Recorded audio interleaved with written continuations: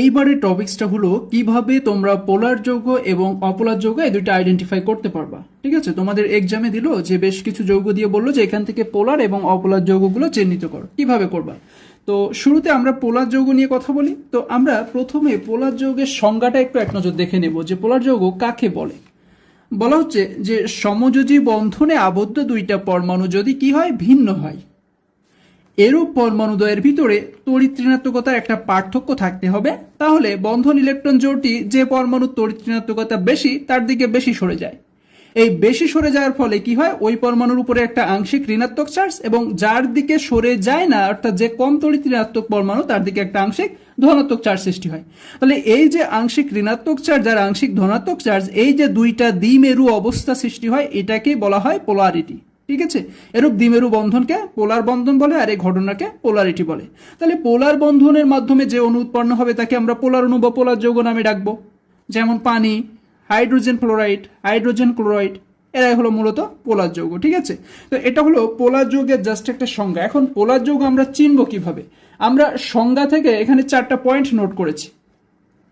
Number 1 হলো সমযোজী বন্ধনে আবদ্ধ হতে হবে, তাই না? আমরা সংজ্ঞায় দেখেছি যে পোলার যৌগ হতে গেলে সেই যৌগের ভিতরে যে পরমাণুগুলো থাকবে তাদের কি বন্ধনে আবদ্ধ হতে হবে? সমযোজী বন্ধন। সমযোজী বন্ধন বোঝো তো তোমরা, ইলেকট্রন শেয়ারের মাধ্যমে যে বন্ধন তৈরি হয়। আচ্ছা, নাম্বার 2 বলছে ভিন্ন মৌল বিশিষ্ট হতে হবে। ঠিক আছে, পোলার যৌগ যে তোমার 2টা মৌল থাকবে বা 3টা মৌল থাকুক না কেন, তাদের কি হতে হবে? ভিন্ন মৌল বিশিষ্ট হতে হবে। একই মৌল হলে কিন্তু সেটা পোলার যৌগ হবে না, সেটা হয়ে যাবে অপোলার যৌগ। নাম্বার 3 বলছে যে তড়িৎ ঋণাত্মকতার একটা পার্থক্য থাকতে হবে। তড়িৎ ঋণাত্মকতার পার্থক্য থাকতে হবে মানে একটা পোলার যৌগে যদি 2টা পরমাণু থাকে তাদের ভিতরে তড়িৎ ঋণাত্মকতার একটা পার্থক্য থাকতে হবে।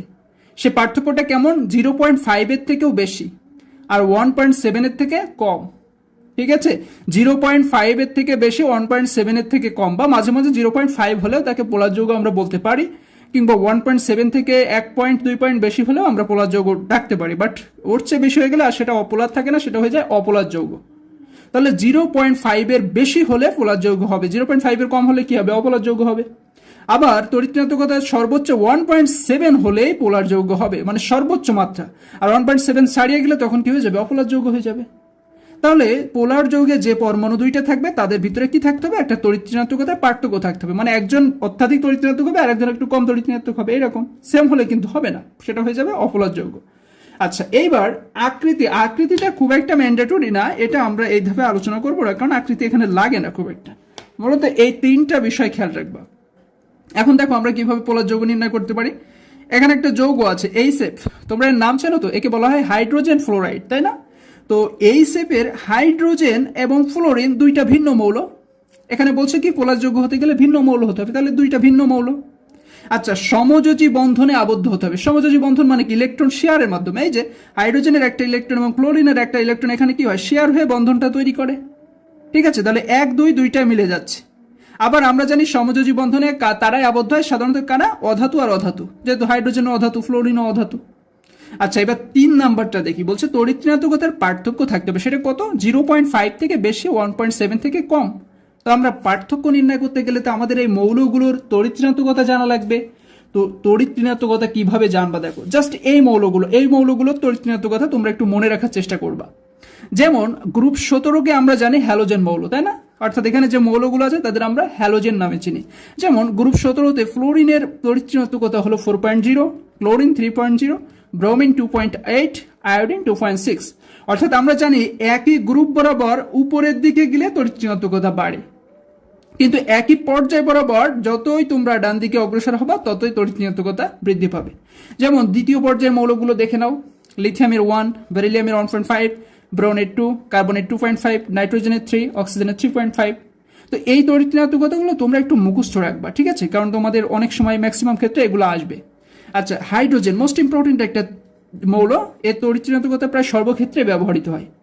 হাইড্রোজেনের তড়িৎ ঋণাত্মকতা হলো 2.1, সালফারের 2.5, সোডিয়ামের 0.9। ওকে, তাহলে এই তড়িৎ ঋণাত্মকতাগুলো মুখস্থ রাখলেই এনাফ। এখন দেখো আমাদের কি বলা হচ্ছে যে হাইড্রোজেন ফ্লোরাইড। আচ্ছা, হাইড্রোজেনের কত? 2.1, আর ফ্লোরিনের কত? 4.0। তাহলে 4.0 থেকে 2.1 বিয়োগ দিলে 1.9টাই না আসে, সেম মেবি ওরকম। তো এই 1.7 যদিও আমাদের লিমিট আছে, তো আমরা এখান থেকে 0.12 একটু কম বেশি হতেই পারে, ঠিক আছে, সেই হিসেবে 1.9 কোনো বিষয় না, কারণ এই তড়িৎ ঋণাত্মকতার মানগুলো যে হুবাহু সেম এরকম না। 4.0 জায়গায় তোমার ব্রোমিনের 2.8 জায়গায় 2.7 হতে পারে কিংবা 9 হতে পারে, এরকম 1-2 বেশি কম হতেই পারে। ঠিক আছে, তাহলে আমরা যেহেতু হাইড্রোজেন আর ফ্লোরিনের ভিতরে তড়িৎ ঋণাত্মকতার পার্থক্য কত হবে, ফ্লোরিনের 4 আর হাইড্রোজেনের 2.1 বিয়োগ করলে 1.9 হয়, তো সেদিক থেকে আমরা এটাকে পোলার যৌগই বলতে পারি। ঠিক আছে, আবার দেখো এইখানে পোলারিটিটা কিভাবে সৃষ্টি হয়। মূলত এই সমযোজী বন্ধনে আবদ্ধ দুইটা পরমাণুর ভিতরে কি হয়, যার তড়িৎ ঋণাত্মকতা বেশি, কার তড়িৎ ঋণাত্মকতা বেশি, ফ্লোরিনের, তাই না? তাহলে এই ইলেকট্রন জোড় কার দিকে বেশি যাবে, ফ্লোরিনের দিকে। ক্লিয়ার? ফ্লোরিনের তড়িৎ ঋণাত্মকতা বেশি হওয়ায় ইলেকট্রনকে টেনে নিবে কে, ফ্লোরিন। কারণ আমরা জানি তড়িৎ ঋণাত্মকতা যার বেশি থাকবে ইলেকট্রনকে টানার ক্ষমতা তারই সবচেয়ে বেশি থাকে, তাহলে ফ্লোরিন এই ইলেকট্রন জোড়কে টেনে নিবে নিজের দিকে। এই জন্য দেখো হাইড্রোজেনের এদিকে ইলেকট্রন থাকছে না, সব টেনে নিচ্ছে কি, ফ্লোরিন। তো ফ্লোরিন যখন এই ইলেকট্রন এরকম নিজের দিকে টেনে নেয় তখন এই ফ্লোরিনের এখানে একটা আংশিক ঋণাত্মক চার্জ সৃষ্টি হয়, আর হাইড্রোজেন অর্থাৎ যে কম তড়িৎ ঋণাত্মক তার দিকে একটা আংশিক ধনাত্মক চার্জ সৃষ্টি হয়। এই যে দুই মেরু বা দ্বিমেরু অবস্থা সৃষ্টি হচ্ছে না, এরূপ দ্বিমেরুযুক্ত বন্ধনকে বলা হয় পোলার বন্ধন। আর এই পোলার বন্ধনকে ঠিক এইরূপ একটা চিহ্ন দিয়ে প্রকাশ করা হয়, অর্থাৎ যার দিকে ইলেকট্রন যায় তার দিকে একটা তীর চিহ্ন দিয়ে এখানে একটা ক্রস চিহ্ন দিতে হয়। ঠিক আছে, এইভাবে আমরা দ্বিমেরু ভ্রাবক বা ডাইপোল মোমেন্টের দিক নির্দেশ করি। ডাইপোল মোমেন্ট কি, সাধারণত পোলার যৌগ তারাই হয় যাদের ডাইপোল মোমেন্ট থাকে। ক্লিয়ার? তো এইভাবে কিন্তু আমরা পোলার যৌগ নির্ণয় করতে পারি, এবং এইভাবে তীর চিহ্ন দিয়ে আমরা দেখাবো যার দিকে যার তড়িৎ ঋণাত্মকতা বেশি সেই ইলেকট্রন টেনে নেয়, তাই তার দিকে আমরা এই তীর চিহ্নটা দিব। ওকে, এইবার বেশ কিছু যৌগ এখানে আছে চেনার জন্য, তার আগে আমি একটু তোমাদের অপোলার যৌগ নিয়ে আলোচনা করে নেই।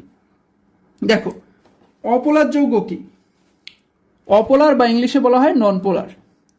সমযোজী বন্ধনে আবদ্ধ পরমাণুদ্বয়ের মধ্যে যদি তড়িৎ ঋণাত্মকতার পার্থক্য খুব বেশি না হয় বা শূন্য হয়, এরূপ বন্ধনের দুই পাশে বিপরীত ধর্ম মেরু সৃষ্টি হয় না। আচ্ছা, তড়িৎ ঋণাত্মকতার পার্থক্য যদি নাই থাকে তাহলে দুই মেরু অবস্থা সৃষ্টি হবে কিভাবে, আংশিক ধনাত্মক আংশিক ঋণাত্মক চার্জ তো সৃষ্টির প্রশ্নই আসে না, তাই না? তাই তখন কি হয়ে যায়, পোল বা মেরুবিহীন সমযোজী বন্ধন দেখা যায়। তো এরূপ পোল বা মেরুবিহীন সমযোজী বন্ধনকে অপোলার বা নন পোলার সমযোজী বন্ধন বলে। যেমন ক্লোরিন একটা নন পোলার যৌগ, হাইড্রোজেন একটা নন পোলার যৌগ। তো ক্লোরিন হাইড্রোজেন নন পোলার যৌগ কিভাবে, এটাও আমরা একটু দেখে নেই। এই যে দেখো, আমরা এখানে দেখতে পাচ্ছি একটা ক্লোরিন অণু আছে। আচ্ছা, ক্লোরিন অণুতে দুইটা ক্লোরিন পরমাণু থাকে, এরা কিভাবে সমযোজী বন্ধনে আবদ্ধ থাকে, কারণ একটা ক্লোরিন আর একটা ক্লোরিনের সাথে এরকম দুইটা একটা করে ইলেকট্রন শেয়ারের মাধ্যমে বন্ধন গঠন করে। ঠিক আছে, তো এই ক্লোরিনের তড়িৎ ঋণাত্মকতা আর এই ক্লোরিনের ভিতরে কোনো পার্থক্য আছে নাকি, দুইটাই তো সেম মৌল, তার মানে দুইটারই তড়িৎ ঋণাত্মকতা কত, 3। ঠিক আছে, দুইটাই সমান তড়িৎ ঋণাত্মক মৌল, তাহলে এখানে তড়িৎ ঋণাত্মকতা কোনো পার্থক্য তৈরি হচ্ছে না। তাই কি করে, তাই এই যে ইলেকট্রনকে এও যেভাবে টানে এও সেভাবে টানে, কারোর কাছেই কম বেশি হয় না। এই জন্য এখানে কোনো আংশিক ঋণাত্মক ধনাত্মক চার্জ সৃষ্টির প্রশ্নই আসে না, অর্থাৎ কোনো মেরু বা পোল সৃষ্টিই হয় না। তাই এটাকে বলি আমরা অপোলার যৌগ। ক্লিয়ার? এখানে মূলত অনেক সময় কি হয়, ইলেকট্রনের আদান প্রদানের মাধ্যমে, যেমন আয়নিক যৌগ আছে, আয়নিক যৌগগুলোর আয়নিক বন্ধন কিভাবে গঠিত হয়, ইলেকট্রন আদান প্রদানের মাধ্যমে গঠিত হয়। ওকে, আচ্ছা, আকৃতিটা এখানে খুব একটা ম্যান্ডেটরি বিষয় না। এবার আমরা একটা বিষয় লক্ষ্য করি, সাধারণত এখানে আমরা দেখেছিলাম যে পোলার যৌগ হতে গেলে তড়িৎ ঋণাত্মকতার পার্থক্য 0.5 এর থেকে বেশি হতে হবে, 1.7 এর থেকে কম হতে হবে। কিন্তু 1.7 থেকে যদি বেশি হয়ে যায় তখন কি হয়ে যাবে, অপোলার যৌগ হয়ে যাবে। এই যে তড়িৎ ঋণাত্মকতার পার্থক্য যদি নাই থাকে অথবা 1.7 এর থেকে বেশি থাকে সেটাকে আমরা বলবো অপোলার যৌগ। তো এখানে যে যৌগগুলো আছে আমি তোমাদের প্রতিটা এক্সপ্লেন করে দিব যে কোনো কেন পোলার কেন অপোলার হচ্ছে। খেয়াল করো, ফার্স্ট যৌগ, তড়িৎ ঋণাত্মকতার বিষয়টা সবাই খেয়াল রাখবা, এটা মনে না রাখলে কিন্তু তোমাদের এটা বোঝানো সম্ভব না। আচ্ছা, ফার্স্ট যৌগ দেখো হাইড্রোজেন ফ্লোরাইড। আচ্ছা, হাইড্রোজেন ফ্লোরাইড, এই যে হাইড্রোজেনের তড়িৎ ঋণাত্মকতা কত আছে, 2.1, আর ফ্লোরিন 4.0।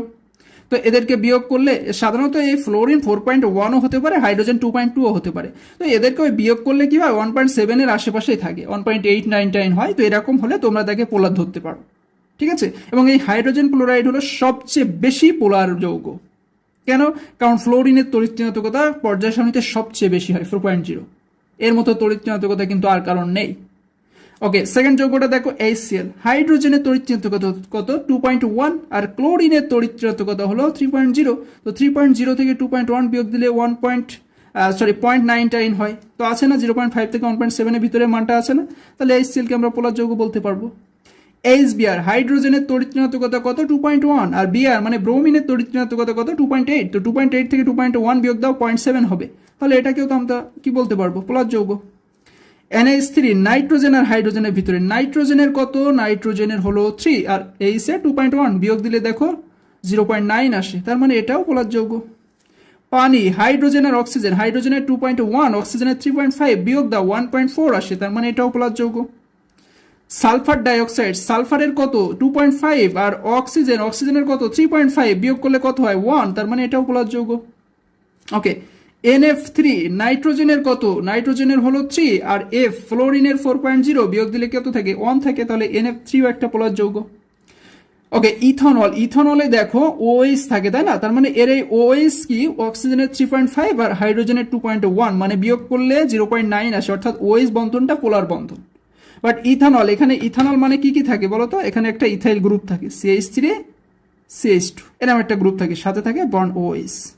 তো এই কার্বন অর্থাৎ এই যে তোমার কার্বনের সাথে হাইড্রোজেনের সাথে কার্বনের ভিতরে যে বন্ধন সেটা কত হয়, সাধারণত কার্বনের 2.5 হাইড্রোজেনের 2.1, যদিও কার্বন হাইড্রোজেন বন্ধনটা তোমার পোলার নয়, তারপরেও এই অক্সিজেন হাইড্রোজেন পোলার হওয়ার কারণে এই যৌগটা কি হয়ে যায় পোলার যৌগ হয়ে যায়।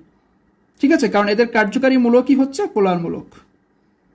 আচ্ছা, আর একটা যৌগ আছে যেটা একটু ব্যতিক্রমের জন্য আমরা এটাকে বক্স আকারে রেখেছি, সেটা হলো CaCl3।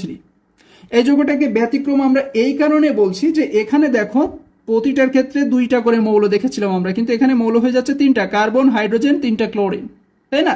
তো এখানে যেটা হয় সেটা এইখানে এই যে এক্সাম্পলের ক্ষেত্রে খেয়াল করো, মূলত কার্বনের সাথে CaCl3 এর আকৃতিটা হয় এরকম একটা চতুস্থলকীয় টাইপের, মানে কার্বনের সাথে 3টা ক্লোরিন এইভাবে সংযুক্ত থাকে, একটা হাইড্রোজেন উপরে থাকে।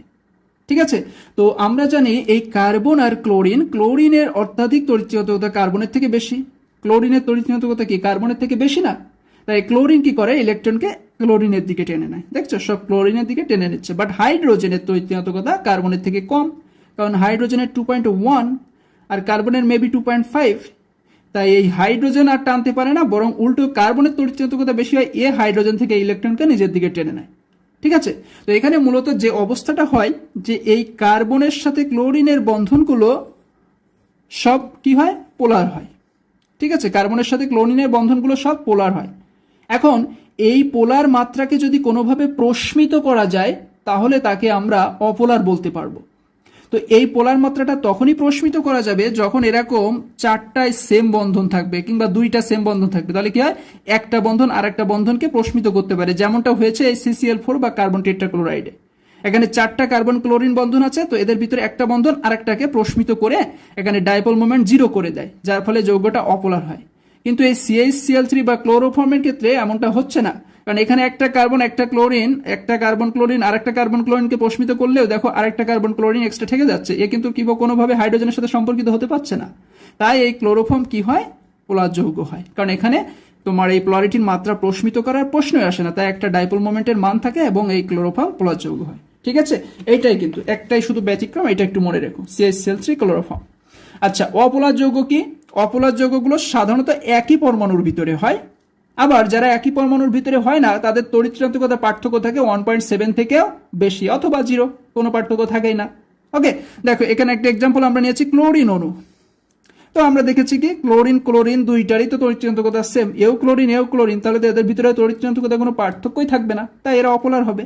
এরকম যত দ্বিপরমাণু অণু দেখবা সবাই কিন্তু অপোলার, কারণ এদের ভিতরে কোনো তড়িৎ ঋণাত্মকতার পার্থক্যই আসছে না। আচ্ছা, সোডিয়াম ক্লোরাইড, হ্যাঁ এটা একটা দেখার বিষয়। দেখো সোডিয়ামের তড়িৎ ঋণাত্মকতা হলো 0.9, ক্লোরিনের হলো 3.0, তো 3 থেকে 0.9 বিয়োগ দাও 2.1 হয়ে যাবে, মানে 1.7 থেকে অনেক বেশি মান হবে, তাই সেটা আর পোলার থাকে না, অপোলার হয়ে যায়, তাই সোডিয়াম ক্লোরাইড অপোলার। আচ্ছা, BF3 ব্রোমিন আর ফ্লোরিন, দেখো ব্রোমিনের 2.8 আর ফ্লোরিনের 4.0 বিয়োগ দাও কত হয় বলো তো, ও সরি ব্রোমিন না তো, বিতে ব্রোন, আমার ভুল হয়ে গেছে, এটা হচ্ছে ব্রোনের তড়িৎ ঋণাত্মকতা হলো 2 আর ফ্লোরিনের হলো 4.0, বিয়োগ করলে 2 থাকে, যা 1.7 থেকে অনেক বেশি, তাই এটাও অপোলার। ঠিক আছে, আচ্ছা এখানে দেখো 3টা ব্র্যাকেট দিয়ে রেখেছি, মানে এই 3টা একটু ব্যতিক্রম হবে। মানে ব্যতিক্রম বলতে কেমন, এই যে কার্বন ডাইঅক্সাইড CO2 দেখছো, কার্বনের তড়িৎ ঋণাত্মকতা হলো 2.5 আর অক্সিজেনের হলো 3.5, তো বিয়োগ করলে 1, মানে এটা তো পোলার যৌগ হওয়ার কথা, হয় না। কেন হয় না? তার একটাই কারণ, এই যে কার্বনের সাথে দুইটা অক্সিজেন থাকে এরকম ভাবে, এখানে আমরা জানি অক্সিজেনের তড়িৎচুম্বকতা কার্বনের থেকে বেশি হয়, কি হয়? অক্সিজেন ইলেকট্রন ঘনত্ব নিজের দিকে টেনে নেয়, অর্থাৎ ডাইপোল মোমেন্ট অক্সিজেনের দিকে হবে। ঠিক আছে, তো এখানে কি হয়, এখানে একটা বন্ধন, দুইটা বন্ধনই পোলার হলেও দেখো দুইটা বন্ধনই সেম, ফলে একটা আরেকটাকে প্রস্মিত করে দিতে পারে। আর আমরা জানি যখনই এরকম প্রস্মিত হয়ে যায় তখনই সেই যৌগে আর কোনো কি থাকে না, ডাইপোল মোমেন্ট থাকে না, জিরো হয়ে যায়, আর তখনই সেই যৌগকে আমরা বলি অপোলার। যেমনটা দেখো এই CH4 মিথেনে, তোমার মিথেনের গঠনটা ঠিক এরকম হয়, একটা কার্বন, উপরে একটা হাইড্রোজেন, নিচে হাইড্রোজেন হাইড্রোজেন, এরকম একটা চতুস্থলকীয় গঠন হয়, তাই না? তো আমরা জানি কি যে কার্বনের তড়িৎচুম্বকতা হাইড্রোজেনের থেকে বেশি, তাই না? এই যে কার্বনের 2.5, হাইড্রোজেনের 2.1, তাই কার্বন কি করবে, সবগুলো ইলেকট্রন হাইড্রোজেন থেকে নিজের দিকে টেনে নিবে। মানে কার্বন আর হাইড্রোজেনের ভিতরে কি হবে, আচ্ছা আমার এত কিছু বোঝার দরকার নেই, দেখো তো কার্বন হাইড্রোজেন বন্ধনটাকে পোলার কিনা। কার্বনের আছে 2.5, হাইড্রোজেনের আছে 2.1, বিয়োগ করলে হয় 0.4, তা 0.4 হলে কি সে পোলার হতে পারে? 0.5 এর থেকে কম হলে সে তাকে কি বলে, অপোলার বলে। তাই আমরা সহজেই বলতে পারি CH4 মিথেন অপোলার যৌগ। আচ্ছা কার্বন টেট্রাক্লোরাইডটা এখন তোমাদের দেখায়, দেখো কার্বনের 2.5 আর ক্লোরিনের হলো 3.0, বিয়োগ করলে কত আসে, 0.5 আসে, তাই না? তো 0.5 মানে আমরা এটাকে সিম্পলি অবস্থায় পোলার ধরতেও পারি, ধরলেও ভুল কিছু হবে না। কিন্তু দেখো এখানে পোলার আমরা এই কারণে ধরতে পারি না, কারণ এই যে কার্বন আর ক্লোরিনের বন্ধনগুলো দেখো, 4টা বন্ধন তৈরি হয় কার্বন টেট্রাক্লোরাইডে, তাই না? আমরা জানি ক্লোরিনের তড়িৎচুম্বকতা বেশি হয়, কার্বন থেকে ইলেকট্রন ক্লোরিন সবসময় নিজের দিকে টেনে নিবে। তো এইখানে কি হয়, এখানে একটা বন্ধন আর একটা বন্ধনকে প্রস্মিত করে ফেলে, তাই এখানে ডাইপোল মোমেন্টের কোনো মান থাকে না, তাই এই যৌগটা হয়ে যায় অপোলার। ঠিক আছে, একইভাবে মিথেন কার্বন ডাইঅক্সাইডও অপোলার যৌগ হয়। এরকম একটা প্রশ্নও কিন্তু তোমাদের এক্সামে আসে যে CH3 এটা পোলার যৌগ, কিন্তু CCl4 অপোলার যৌগ কেন, ব্যাখ্যা করো। যে এইভাবে ব্যাখ্যা করে দিবা, এখানে আরো বিস্তারিত তোমাদের লেখা আছে, এই যে। ওকে, তো এই ছিল আমাদের আর কি পোলার যৌগ এবং অপোলার যৌগ চেনার বিস্তারিত রোল। আশা করি এর মাধ্যমে তোমরা ন্যূনতম হলেও উপকৃত হয়েছো। তো আমাদের লেকচারের একেবারে মানে সবচেয়ে ক্রিটিক্যাল বিষয় ছিল এই পোলার যৌগ এবং অপোলার যৌগ। যদিও তোমরা ইন্টারমিডিয়েট লেভেল থেকে শিখে এসছো, তারপরেও একটু দুর্বলতা সবারই থাকে। তো আশা করি তোমরা আজকে অনেকটা ক্লিয়ার হতে পেরেছো।